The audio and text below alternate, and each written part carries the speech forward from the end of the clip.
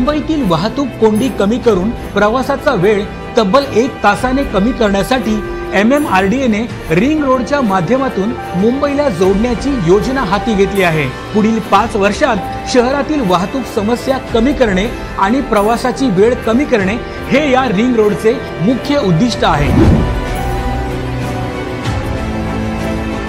MMRDA ने या ring रोडसाठी 58,000 कोटी रुपये मंजूर केले आहेत। या योजनेतून 90 किलोमीटरपेक्षा जास्त लांबीचे रस्ते, पूल आणि बोगदे तयार केले जाणार आहेत।